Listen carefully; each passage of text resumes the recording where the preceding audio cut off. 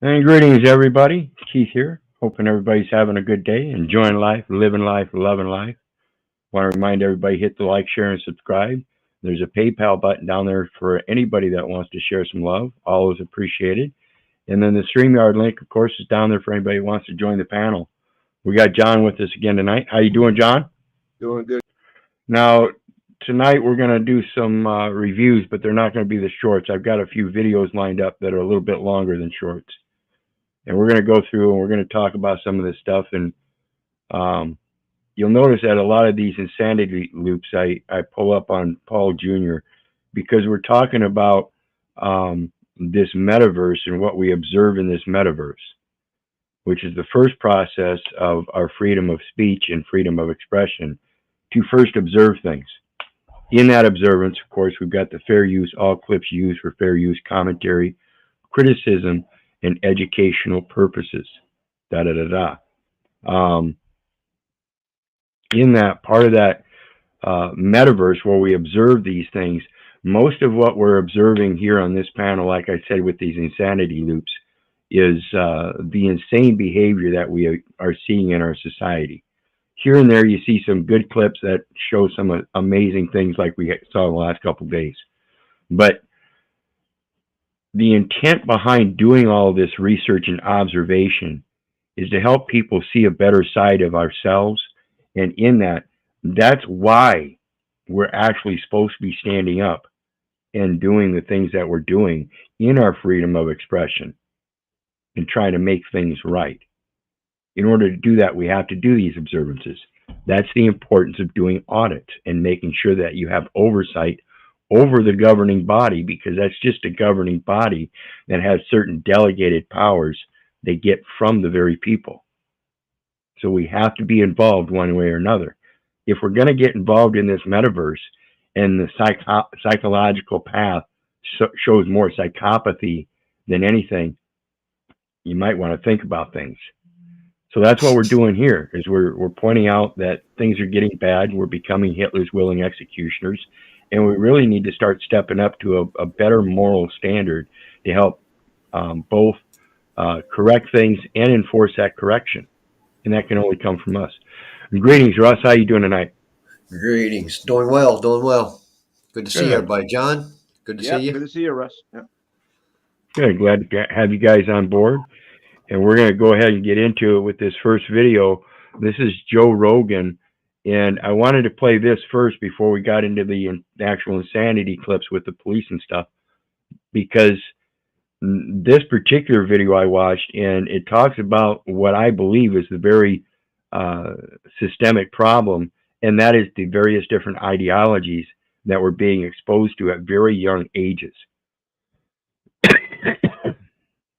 Public education system, where we hand off the very principle of bringing our children up with our own ideology and subject them to a public education system that has a multiple dogmatic ideology system running throughout it. Multiple different teachers, multiple different students from multiple different cultural and religious backgrounds and stuff. And that brings in a lot of information that they don't really understand, because nobody is explaining the differences. And that's the big thing what we're talking about. Everybody's being treated as an American, or excuse me, a United States citizen, and they don't know the difference between that and a true living soul, and how to distinguish and discern that difference and then express it. And that's because everybody's confused with ideologies and everything, and that bears a distraction of truth. So no matter what the ideologies have been pushed on me throughout my life, I've been through multiple foster homes, lost both my biological mom and dad through foster care, and finally was adopted, only to find out that almost every last one of them, as far as I could remember, never had a true ideology of really enforcing the religion that they profess. Even my adoptive parents, after bringing me up in the Christianity and the church there and assuring me that that was the way to go, told me that police were my authority. I find it all astoundingly insane. I couldn't believe it. So we're going to take a look at this, is what Joe Rogan speaks on ideologies. I've seen that clip. It's crazy. Crazy. It's crazy. When you watch it today, you're like, Yeah. they were right. It's very prophetic. He did it. Here's Joe Rogan. Joe Rogan, who again did not vote for Donald Trump last time. I don't know if he's going to vote for Donald Trump this time. But here he is, because he's, I would say, largely an old school liberal who has woke up to how absolutely devastating the weaponization of colleges and the internet has become to our society. We got lucky because of this thing that's going on right now. Well, actually, I think this thing that's going on right now couldn't be going on right now without the influence of the internet. Right. The internet is like created. And I disagree here, because what we're talking about is actual protests. And again, that's according to the Constitution. You have a right to assemble, freely assemble, peacefully assemble. You have the right to petition the government for redress of grievance, but you do not have the right to protest. And that's what this is about. Joe Rogan sees something in college protests that no one else sees. I see it too, but I don't see it as a distinction that this came from the internet. This ideology thing and the cross-border setup through the public education system, political subdivisions, all of this has been going on for a very, very long time. The internet is just enhancing it. How about those Vietnam protests, Pete? And that was Yeah. before the internet. Yeah, it all went on before the internet. It's just that the internet is able to enhance it for both sides, and not necessarily the people that are actually in the middle trying to keep a balance. So it skews things for the far right and the far left, while the actual issue in the middle is not being addressed or enforced. This mind virus that's sweeping through college campuses and also the universities and the Marxist philosophies that they've been pushing in universities, because of they've all been infiltrated by Russia, by the former Soviet Union, and now by China and Russia together. For sure, they're influencing. They push the wokest teachers, the wokest professors, the nuttiest policies, and they're literally doing it to deteriorate the fabric of American democracy. They have like plans for it. They've thought about, like, Yuri Bezmenov. And this is where we're going to see where the Russians have already spoken on this, and this is what I said. Not only in that aspect, but when World War II ended and they displaced tens of millions of Germans, I believe, from their national heritage, and many of those came here to the United States, being Hitler's willing executioners. It's the same kind of thought out, well-planned institutionalization of such people willing to be slaves. Bezmenov talked about this in 1984. I've seen that clip. It's crazy. America, the land of the free, where you can live out your dream, so long as you subject yourself to the infinite and unadmissible definition of a dollar. Crazy. It's crazy. When you watch it today, you're like, they were right. It's very prophetic. He did it. Yeah. They did it. They really 1000%. did it. Hey, Connor, do we have that clip of Yuri? Ideological subversion, that is a phrase that I'm afraid some Americans don't fully understand. When the Soviets used the phrase ideological subversion, what do they mean by it? Ideological subversion is the slow process, which we call either ideological subversion or active measures, активные мероприятия in the language of the KGB. And the active measures are done in the public education system, whereas they're the ones that make the declaration. They're the ones that declare the assessment of what you're worth as far as your intellect and your teaching, your learning. Or psychological warfare. Psychologically educating you to believe things that are not true. That basically means is to change the perception of reality of every. They teach you when you're a child that you're a United States citizen, a resident. They teach you those terms when you're a child, but they never teach you what the terms actually mean. Broad scope across the board, when you start finding out, well, United States citizen is a nationality that is conferred by the United States to one who was born in the United States. And you just find the impossibilities through the plain writing. It says, wait a minute, that wasn't true. It's still not true today. Every American, I am not that thing. That's a false such an attachment extent to a that- living soul. Yes, I am not that thing. Nor am I that person. Nor am I a place. I am not a noun in any sense. That is only a descriptor of what I truly am, and that is a what? A verb. Every breath, I verbalize my yay and my nay. despite of the abundance of information, no one is able to come to sensible conclusions in the interests of defending themselves, their families, their community, and their country. Again, that goes to that public education system. If you've got a weak mind in the body of the nation, then you have a weak nation. It's a great brainwashing process which goes very slow, and it's divided in 4 basic stages. The first one being demoralization. It takes from 15 to 20 years to demoralize a nation. Why that? Teacher, leave those kids alone. That's where all the bullying happens. That's where all the ideologies exchange and they disagree, and they don't know how to disagree as little kids because nobody's taught them reason and logic yet. And the teachers aren't going to do that either. They're going to bring in transvestites and transsexuals in clown suits and teach you read little books that are perverted. It's sickening.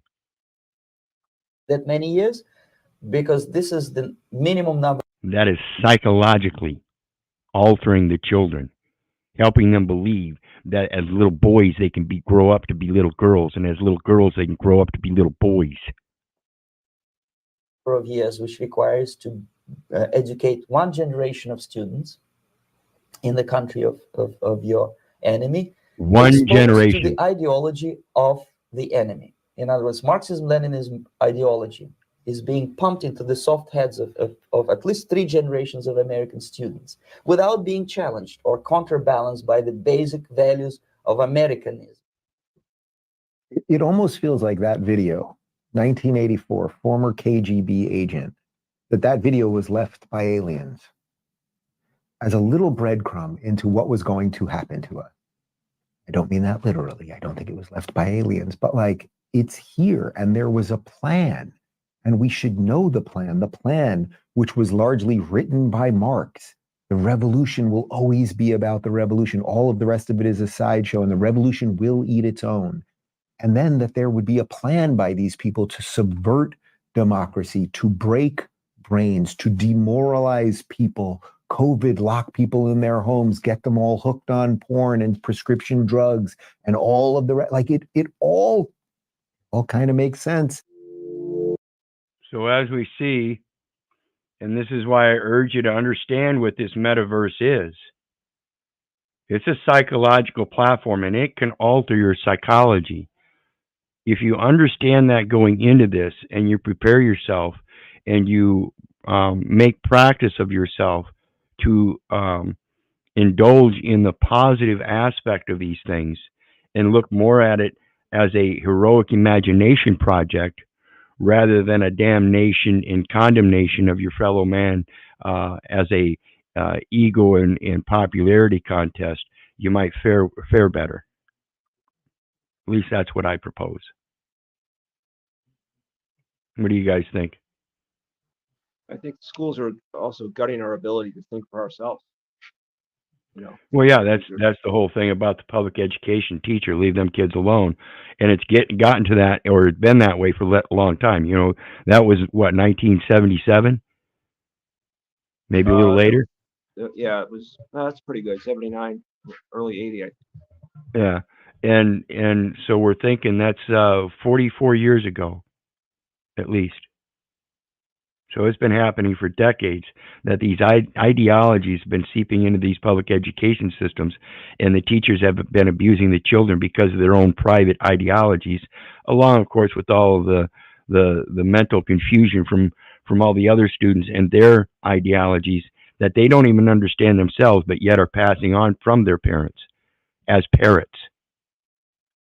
That's basically what the teachers are doing too. They just grew up to be big parrots. They're still parroting. They don't have any real true ideology of their own through their own witness and observance of firsthand experiences, because they believe so heavily on those that were indoctrinated before them to go ahead and just keep repeating and remembering that repetition. So let's look at the next one. We have new video. And then they don't work in communities either, Keith. You know, they sit at their own desk. They're all facing the same direction. They go home, they do homework alone. They got it as much as they could, right?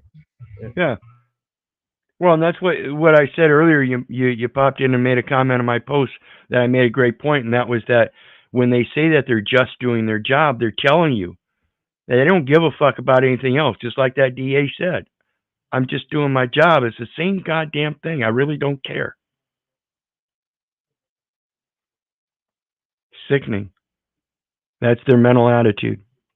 Video into our newsroom tonight showing the moments a Sauk Prairie police officer arrived on the scene of a crash to find his own car totaled under a bridge. That officer, Joel Ludowitz, was later charged with obstructing the investigation into the crash. Last week, he pleaded no contest to those charges. Braden Ross has been working on this story. He pled no contest. That's my plea. I contest. I contest the record. He pled no contest, meaning that the record was it reflecting accurately. I just mentioned that in the comments. Coinky dink. Since we first were tipped off to it more than a year ago. And tonight, she joins us to break down the dash cam video at the center of that case. Braden? Yeah, that's right. We broke this news to you when Ludowitz was eventually charged last July. That was 6 months after the crash, but only days after we reached out asking for an update on that case. Those charging documents mention Ludowitz's dash cam video. Prosecutors say it shows him trying to remove evidence from the car the morning after the crash. Tonight, for the first time, we have that video to show you. Take a look. New Year's Eve 2022, just after 8 a.m.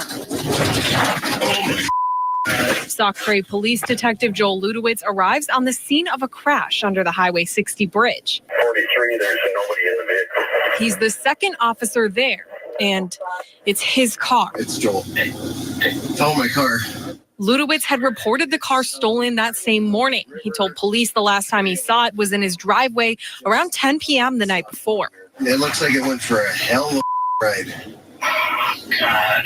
He watches stunned as other first responders arrive on scene. The driver of the car, nowhere to be found. At one point, Ludowitz can be heard on the dash cam video calling someone. I'm positive about this whole thing is I have my keys.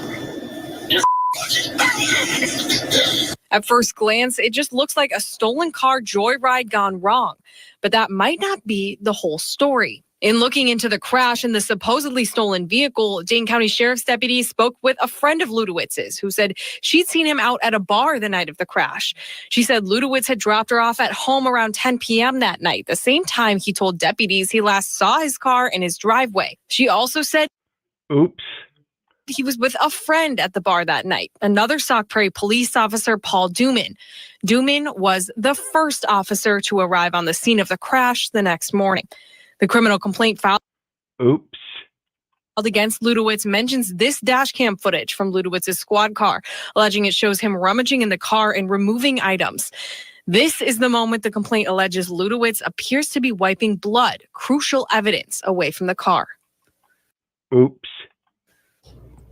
Now, Ludowitz was only charged with a misdemeanor in this case, obstructing an officer. Last Friday, he pled no contest to that charge and was ordered to complete an 8-month deferred prosecution program. Deferred prosecution program. Interesting. What do you guys think about that? Deferred prosecution. Well, got deferred learning in school, got deferred health and health care. Is that like a deferral? Yeah, that's like deferment of debt, right? I mean, Jesus fucking Christ, this is when are we going to get it? The law is uniform throughout all jurisdictions. If you can defer a debt and they find you guilty of a debt in the court, can you defer that payment? And how long?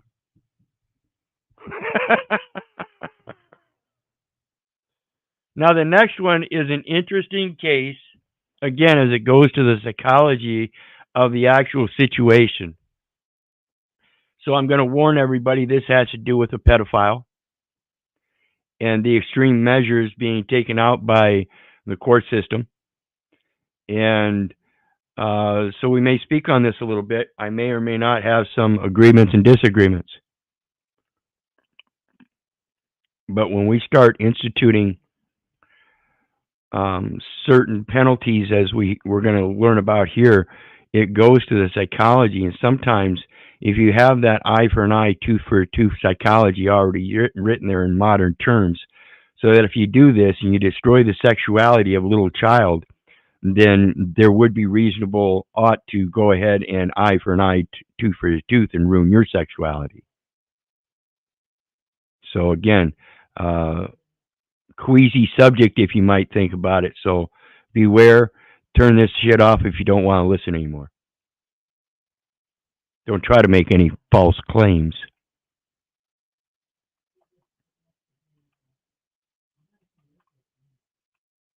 A man in Louisiana will have a permanent reminder of the punishment for raping a 14-year-old girl. Not only will Glenn Sullivan Sr. be headed to prison for the next 50 years, a judge has ordered that his balls be removed. My next guest demanded Sullivan be physically castrated. Now, if he's going to prison for 50 years, my only contention here is why would they worry about castrating him if he's going to be in prison for I would say even at a lenient rate, day for day, it's 25 years.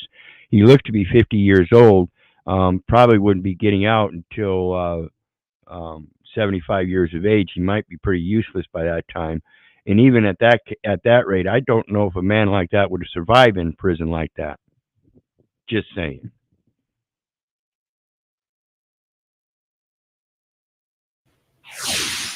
And joining us tonight on The Factor Uncensored, we have Livingston Parish Assistant District Attorney Brad Cascio. Glad to have you here on The Factor, Mr. Cascio. Crazy situation there.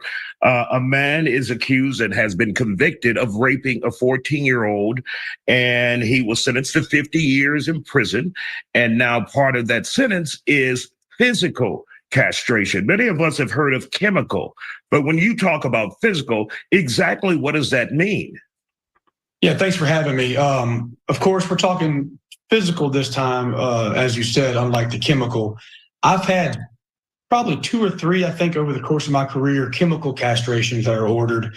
And what that entails in the state of Louisiana is a scheduled administration of shots throughout the remainder of the defendant's life, that he has to go in, he has to report, and he has to voluntarily intake. And if he ever were to take testosterone or steroids to counteract those injections, then that would be a new charge and he would go back to prison.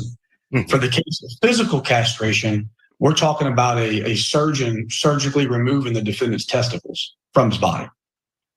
And this is where I say, if you're actually going to go to that measure and the intent is to prevent the man from doing the act again, I would even go so far as to remove the penile extension so that the best he could do is piss out of it. You know, if you're going to go to that kind of length, right? I'm not saying that's what should be done, but if you're going to go to these kind of extents, the psychological aspect and the physical aspect would have to probably match up. Got it. So now the person in question, the man convicted, is 54-year-old Glenn Sullivan Sr. How did we get here? Give us a little backstory to tell us why this was necessary. And that's just my opinion, of course. Sullivan has lived in Livingston Parish, to my understanding, his whole life. And I can tell you he is what we call a long-time offender or a career defendant. He has constantly been a part in the justice system as a defendant. And this particular crime that he's committed is just so egregious and so heinous. The raping of a 14-year-old girl, which led to her being pregnant. Now this girl is raising this child. I mean, she has to child. I mean, she has to live with this the rest of her life, with this child that I'm sure she's, gonna love. And there went my video again, folks. I'll be right back. Please remain. Please remain. I'll be right back. Got to refresh.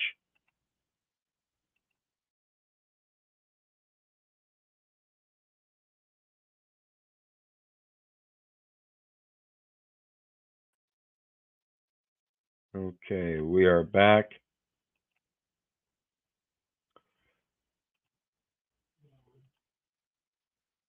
And what were we talking about here? I wanted to. Life, with this child that I'm sure she's, gonna love and she's gonna raise. And, I really commend her. She was able to actually finish school, get her high school diploma, and she's really making something of herself. And I'm proud of her for that. And Mr. Sullivan, just being the lifelong defendant that he is, committing so. Yeah, and this is, as they mentioned, that lifelong defendant here. There is no, at this point that I know of yet, that he has any other sexual abuse charges or anything. But in that, I too am one of those lifelong defendants, as they call them. But when we look back at that record, we really can't hold that against him unless we see what that record consists of. And even then, we still have to understand that that was an imposition psychologically still through a false education system that indoctrinated every one of us, as that last video spoke about with Joe Rogan. Such a horrible act to this young girl. I think he deserves every bit of this. And it's my understanding from court records that he. And this is what we do have to ask as well, because oftentimes, and we know of this in many instances today, where people are coming forth as supposed victims and find out that they were lying the whole time. And we still have people coming out of prisons because it's such a prominent issue that they are doing it quite regularly, releasing people from prison because of false accusations. Also threatened to kill her and her family if she told someone that he had raped her. That's correct. That's usually a part of this type of offense, right? These guys want to exert some type of control over their victims to protect themselves. So they will often use threats of violence or harm to either the victim or the victim's loved ones and close relatives to keep that secret and to protect themselves. It's my understanding from speaking with the victim and her family that Mr. Sullivan does have a history of physical abuse. And so not only was it a threat, but it was a real threat. It was something that he was likely to follow up. So there is a history of physical abuse. So that, that kind of gives it a closer reasonability, actually. But still, we have to make sure in our investigation that, or in our news reporting or our research here, that we're not actually accusing this man, but just going over the information. And we have to learn how to raise doubts on both sides. So they're already presenting information, putting this guy in a bad light, which I agree is a bad light, but can I really agree with it all being true? We have to learn how to be so objective that we can tear it down and get to the real issues. And this is why I talk about the psychology. When it comes to the victim, that victim, I can imagine her sexual psychology is probably totally dismissive as to what the reality is. I guarantee you she is some kind of innate fear in being sexually intimate with people because of that incident, if it's true. I guarantee you that's probably going to be a factor the rest of her life. Yeah, I mean, I wouldn't condone fear in this like that, Keith, but it would just seem they can't prove most crimes. Right. And I'm not saying that this guy should get away with anything, that's for sure. If the evidence comes to a preponderance that, yeah, he did this, most certainly. But the main aspect we're looking at here is the matchup with the physical and psychological effects. Well, did I hear him say that she became pregnant? So there should be DNA evidence, huh? Right. If that's the case, most certainly. Yeah. Yeah, I believe they said she was pregnant. They were talking about, I'm sure she's going to love this child, and blah, blah, blah. So there has to be evidence.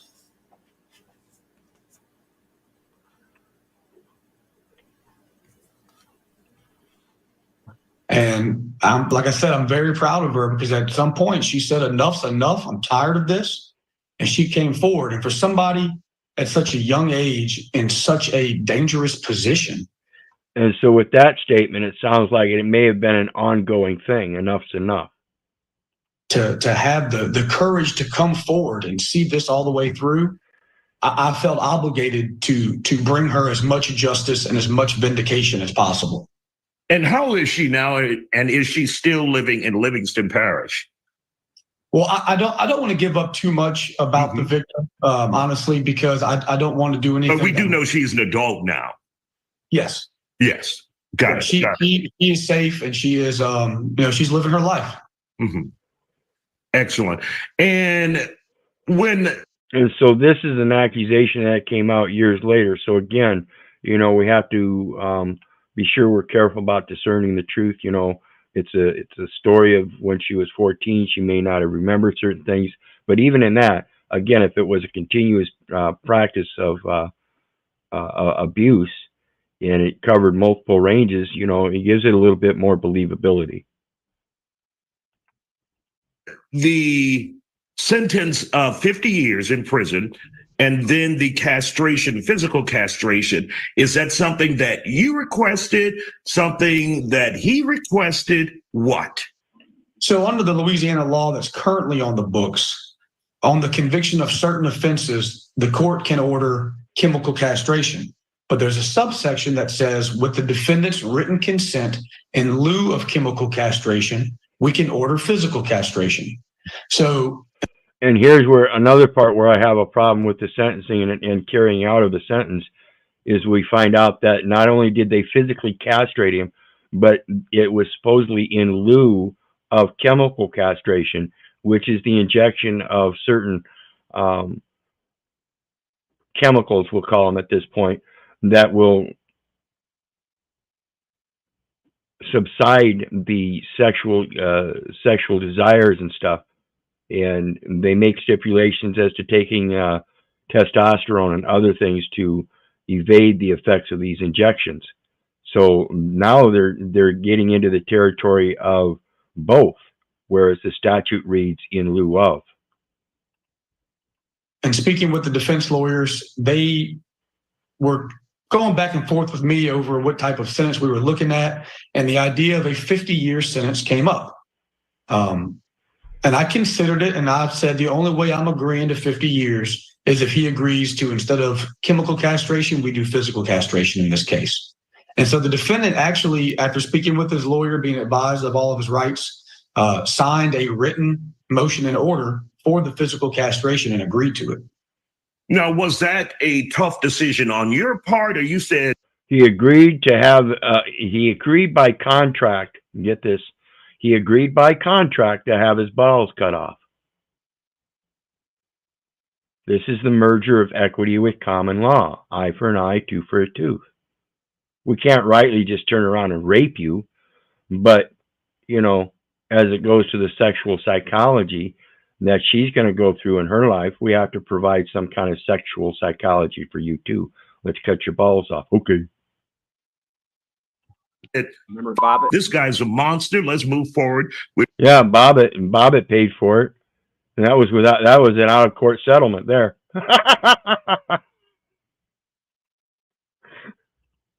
Physical castration so he won't harm anyone else when he gets out, if he gets out.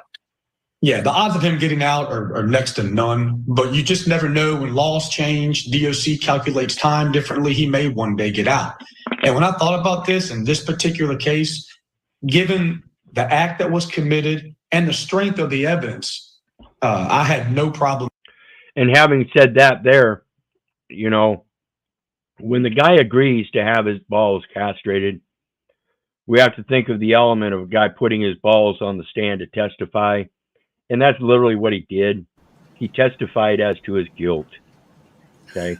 So that alone tells me that the guy's guilty by his own admission. by putting his testicles to be chopped off. Oops.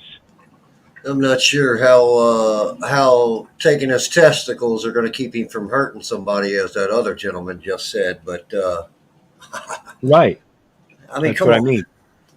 I doubt he'll make it through prison. Yeah, you know that. Whatsoever. Yeah, he's got very little chance in prison. That's what this guy said. Very Well, unlikely. you He know, knew what he was I've talking often about. thought, yeah, I often thought about those things, though. Well, maybe it ain't for this panel. Because I think at some point, I think we have an obligation to let him serve out his time, but I think we as a whole have an obligation to protect him. Just how I'm feeling right now. You know what I mean? He should do his time, but we shouldn't open up a cell and let 5 or 6 guys come in on him. Ye shall put evil away from among you, and that means even if you have to put them in an encampment, because you can't let them loose onto another city or another society. Right. Right. So justice serves itself. You collect them all up. He'll sort them out. That's it. Requesting this sentence. I mean, we have a DNA test that proves the child born from this young girl is his child. So there's absolutely no doubt what occurred. You know, our burden is beyond a reasonable doubt. And in my nearly 11 years as an assistant district attorney. And I'll have to agree with that myself now that I hear this part where, you know, or actually comprehend the fact that he agreed to have his balls cut off. You know, he literally said, yeah, I'm guilty. I have never prosecuted a case that I didn't really believe in. Because if I don't believe it, I'm not going to prosecute it. But in this case, you had no choice but to believe the man was guilty. And so given the fact of what he did and how he has turned this girl's life upside down forever, I was very quick. I had no problem making that decision. All right. Brad Cascio, who is the Assistant District Attorney in Livingston Parish, we want to thank you for joining us here on The Factor Uncensored and sharing the details of this case since it's been adjudicated already. We appreciate your time, sir. And welcome back to The Factor Uncensored. We continue our coverage of a rare sentencing of a convicted rapist out of Louisiana. A judge has... What do you guys think so far?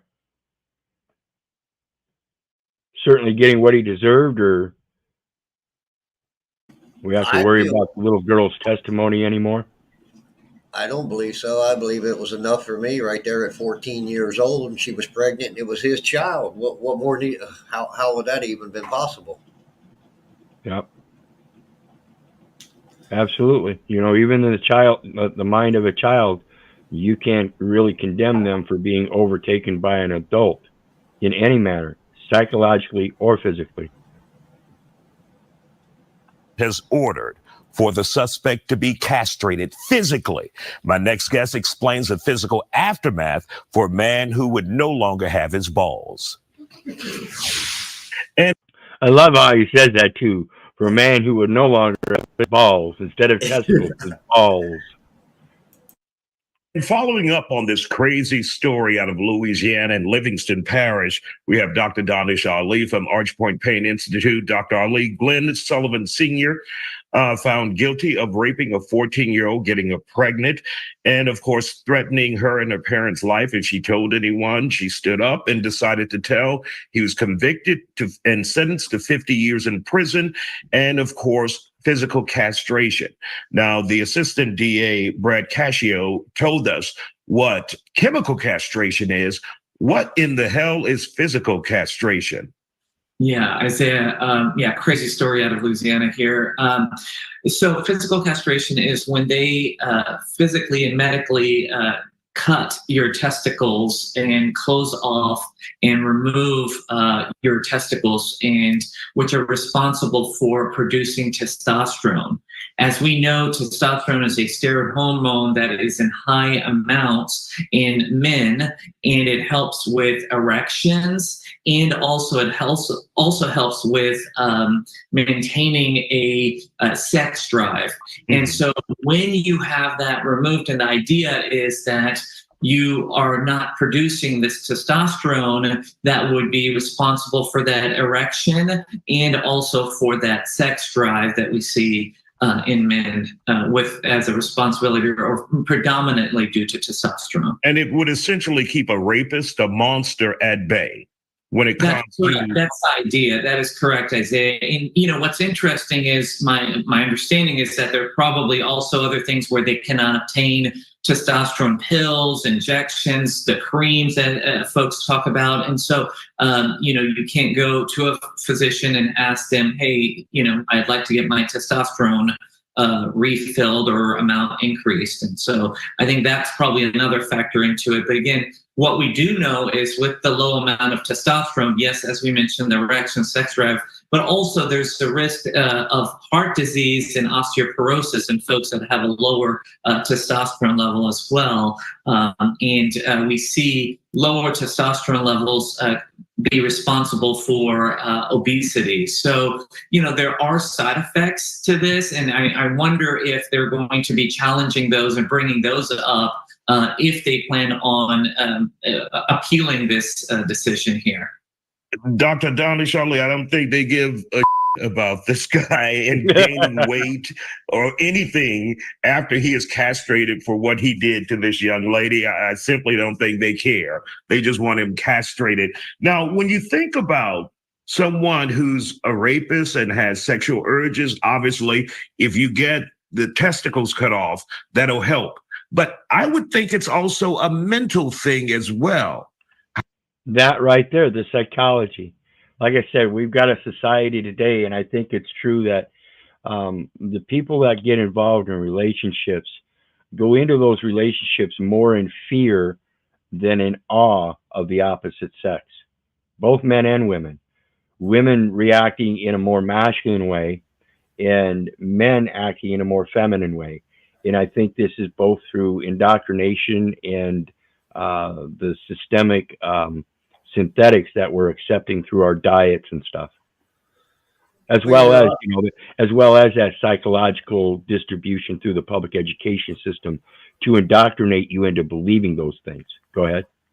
Right. And also too, just the results from the parents in the houses all across America, and all these kids thinking they were special and everything, everybody spoiling these kids, and then they got to wake up to reality that they ain't special, and then they go batshit crazy. Right. I mean, you see that one in Georgia where I guess they were protesting down there, and they had that one in handcuffs, and he said, "You're hurting me, and he fell down. Ow! And the guy picked him up like a fucking kid having a tantrum. Yep. Yeah. And we've got to remember that one aspect here I want to think about real quick is it named this man and not the child, and it never once said that they were related or anything. So it makes me wonder, was this one of those situations where this young girl was being put in this man's hands by somebody else? Again, part of that ideology thing. If you're going to raise your kids up to learn how to read people and understand who they are for their actions and their words, that's something you should be teaching them yourself. And you need to learn those languages yourself so you can pose that true and proper ideology under a moral directive. Otherwise, they go out in this world because you put them out there. Who are you putting your children out to these people? And I've done videos on the teachers in schools doing drugs and alcohol, and these are the same people you're putting your children into public education systems with. It's not just the police, it's not the public officials, it's everybody. They all have different ideologies, and you're just willingly handing over your responsibility, thinking it's a comfort and convenience. And it only takes one generation, as the video said earlier. Well, another thing too, there's so many people out here ready to just jump and cast judgment on people, and without any of these facts at all. Yeah. And I mean, I don't know. Sometimes Keith, I honestly do. I think I was cursed with this vision, because you see all of this where they poured the drugs in these communities and destroyed. Well, first they started with they had to get the men out of the house, right? So then they destroyed the families. Then the drugs took over the communities. And now look at what all these has been in these kids' head based on the people, these adults out here that don't know any different either. Yep. And all of this continuing cycle, that's why I don't even come out on YouTube much anymore, man. There's a couple places I go on, I see the shit, and I'm like, okay, I'll go read something of some value somewhere, try to learn something else new or whatever. Yeah. It's sad. And I like this guy's name here. It says Isaiah Uncensored. And that's my favorite book, Isaiah, particular chapter 54 in whole. That starts out with sing. Isaiah Uncensored. Sing, brother. Rightly dividing the word of truth, so that no tongue shall prosper against you. You shall rise up and condemn anybody that places judgment. This is the inheritance of the servants of the Lord, and their righteousness is of me, saith the Lord. How do you deal with that? I mean, I would assume he would have to undergo counseling or something else, because a rapist, while it's physical, it's also about mental. It's about power over someone. So how do you combat that? It's a spiritual warfare, folks. That psychology we're talking about is the spirit overtaken by darkness. The evil thoughts, because they think they can get away with it. And they can only get away with it because you allow it. This guy ever gets out. He's 54, serving 50 years. He could get out, but I mean... Yeah, 54. So by the time he's served even half his sentence, if they give him day for day, which is very lenient, and I doubt that, he would be 79 years old. He'll be crumpled up and old coming out of that thing, if he makes it. That's 25 years, a long time for a pedo to make in prison. Will he likely be alive? Probably not. Yeah, I agree. It's an interesting point you bring up, Isaiah. So yes, it is also physical and in the mind as well. But the idea is with the lower amount of testosterone, your mind does not have that urge and that drive. And so that's definitely one thing. In terms of counseling, probably, yeah. I mean, there is what we call cognitive behavioral therapy, or CBT, that can be initiated in something like this, and probably is going to be to help reframe and process these sorts of thoughts that this rapist have. Yeah. See, they castrate horses to control the horse. So they're kind of doing that to our kids in school, Absolutely. And you want to see the extreme? The next video is going to show that extreme. And I hope you pay attention. I'm going to leave this banner up here, or the comment. Leave now if you do not want to view this portion of content, and stop back later. We're talking about a little kid that got away with murder, in a sense. But again, it goes to the psychology. The psychology has to match up with the physical reality. And that's how he got away with it. The psychology says he wasn't capable of murder. So let's watch the next one. We begin tonight with a story. Very sad story, but one we can learn from. That so many will find hard to grasp. A 10-year-old boy has admitted to killing a man when he was just 7 years old. And because of his age, he's not going to be criminally charged. Now, this case is out of Gonzales County, about an hour east of San Antonio. And on April 12th, the Gonzales County Sheriff's Office says that the principal from the Nixon Smiley Independent School District called them. That principal said that a student threatened to assault and kill another student on a bus. And in talking to that child, the district told the sheriff's office the boy made a comment about shooting and killing a man 2 years ago.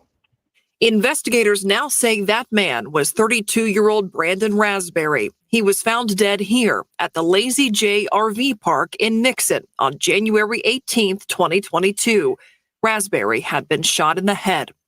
After the child's alleged threat on that bus, he was taken to a child advocacy center to be interviewed. It was there that Gonzales County investigators say the boy shared information that was consistent with firsthand knowledge of the homicide of Brandon Raspberry. According to the sheriff's office, during that interview, the child said he was staying with his grandfather who lived in the same RV park. He got a 9mm gun out of his grandfather's truck, went to Raspberry's RV, saw him sleeping, and shot Brandon Raspberry in the head. He also said he fired a round into a couch in the RV and then put the gun back in his grandfather's glove box. The 10-year-old told investigators he did not know Raspberry and had no reason to be angry with him. He had only seen him walking around the RV earlier that day. So the psychology says there's something missing. No intent. The child simply had zero intent. Barry moved into that RV park 4 days before he was killed. On April 12th of this year, investigators say they found the gun used in this murder at a pawn shop in Seguin. The boy told investigators his grandfather pawned it. Now, after that interview, the 10-year-old was brought here to San Antonio and placed on a 72-hour emergency detention for psychiatric evaluation and treatment. After that, he was booked on charges for making that threat on the school bus. But because of the boy's age at the time of the murder, he cannot be criminally prosecuted. Texas Penal Code says a child does not have criminal culpability until they reach the age of 10. So since the boy was 7 at the time of the murder, no criminal charges will be filed in this case. Now, late this afternoon, I spoke with Brandon Raspberry's father, Kenneth, about getting the news that his son's suspected killer is only a child. I was shocked, very shocked. This wasn't the person that me, my wife, her oldest daughter, this isn't anywhere the suspect that we thought it was. So again, it goes to the imagination, the psychology behind it all. Can you imagine? No, I can't. Now you can. You have to be able to not only imagine these things, but be able to see them. So again, in the metaverse, even though it seems to be a psychological aspect where people can speak out boldly without being honorable and start slinging shit, sometimes we have to take a look at that shit for what it really is. And it may not be too nice.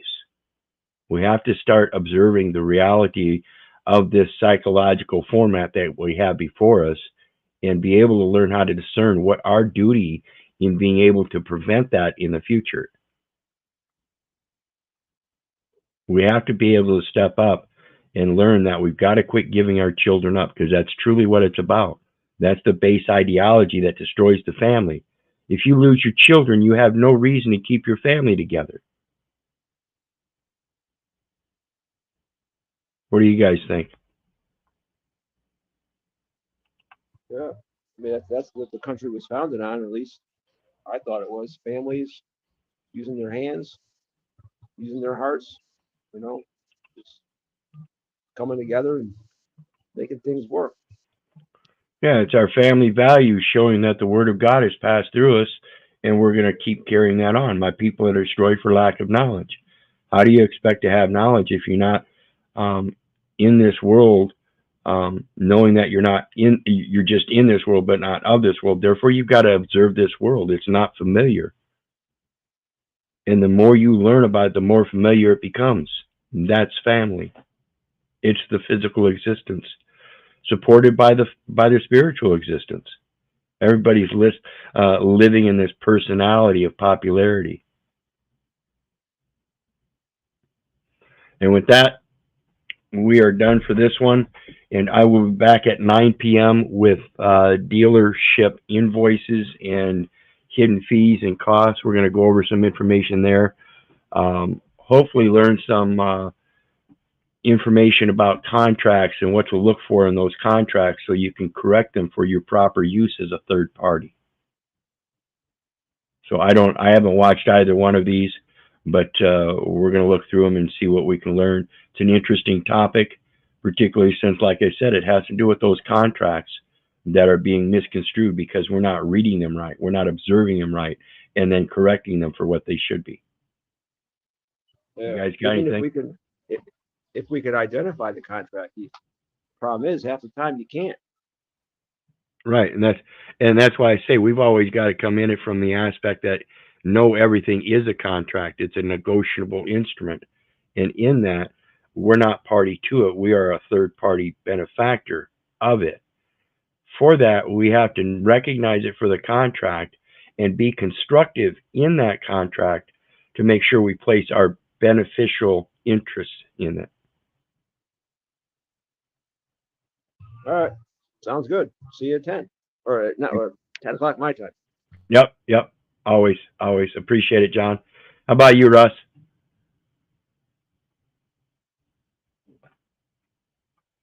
Russ is not with us. All right. Going once, going twice, going 3 times a lady. You guys know me. I love you, but I don't give a rat's ass whether you love me back. Let's say I don't care if you hate me. I don't care if you don't respect me. That's on you. So may God bless you and have a good night. We'll see you later.